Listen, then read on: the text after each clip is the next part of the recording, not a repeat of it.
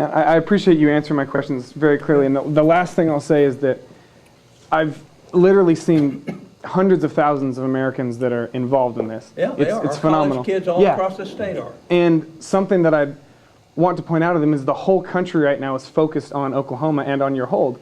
So my question, and they don't understand the issue.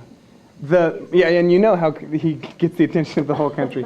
Would there be an opportunity, we're hoping to have some type of a meeting next week when you're in the city. What would you ever be open to the opportunity of meeting and having a constituent meeting? I'm always happy to do that. Because people need to understand where you're coming from. I never duck meetings anytime.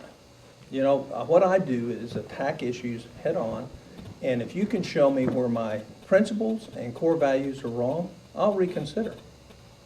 But I can tell you the principle here is to not make hard choices so we can help somebody over here but hurt our kids.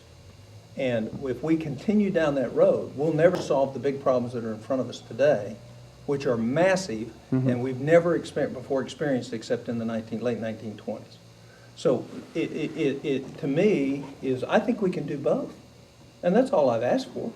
And I guess I'd appreciate then from your point of view, because I've even received a letter from you from previous rallies that you say you're supportive of ending this, and just asking one more time to see you take an active role in finding a way to pass it. My staff works on this every week, and every time we get told no.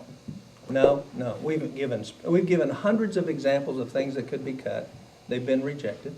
We came with this one. We said, well, don't take one. Just let the State Department. No, we don't want to do that. Because the real no is not no. It's we don't want to get into this trap of starting to have to make hard choices about priorities. And what I'm trying to do is discipline the Senate back to the point where we start acting really responsible with your money.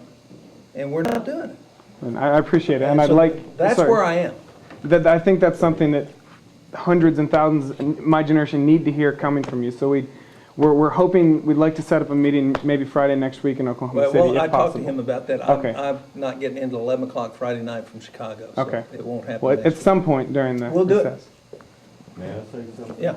I know that it's bad in other countries, but I would like, it'd be nice if Monday he could ride around with the people that delivers the meals on wheels here and see how bad off Spiral. I understand. I do understand. That's very true. Yeah. There's no question Senator Inhofe has a heart for these people. There's no question. I've co-chaired a hearing on child soldiers. We know all this. It's something that we can help with, but it's perspective of how we do it. And I'm in a battle in the long run. I'm not in a battle in the short run. And so I've gotten lots of hits out of this. I understand. Well, I get the crap kicked out of me. But I'm not going to change because the principle is a good principle. And it is the only principle that secures your future. And look, I won't say anymore, but I'm staying nauseated half the time in Washington. Not because people don't agree with me, but because they don't have any character and stand on their principles. Russ Feingold and I get along well. We're just like this. But I have great respect for Russ because Russ bucks when he thinks it's right. Okay? That doesn't happen very many times on our side, and it doesn't happen very many times on their side. But he and I get along famously. We just can't. And I've talked with him about this personally at an Intelligence Committee meeting 2 weeks ago, and he winked at me and said, we'll get it done. That's what I like to hear. So it's not that we're not talking. Okay. And here's the other thing. Don't buy this story that everybody's at everybody's throat in Washington.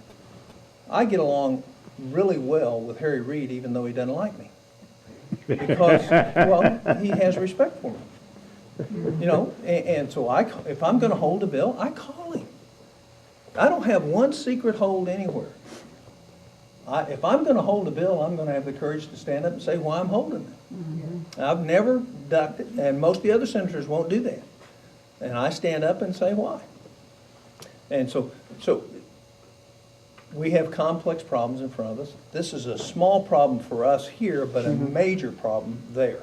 And I feel as the United States, we are the only person who can actually make, Yeah. no other countries are doing anything. Yeah, I agree with you. I agree. And that's why I say I'm supportive. I just, they'll have to roll over me, and they can. If they want to roll, they can roll. But, let me tell you what's going to happen when they roll me on this. American people are going to side with me. Because they innately know that if we don't start making hard choices, the future for their children in this country is gone. They're going to stand with me. I'll lose the vote, but they're going to stand with me. Because they know that's what we have to do to bring things back to where they need to be. Yes, ma'am. But I don't know if you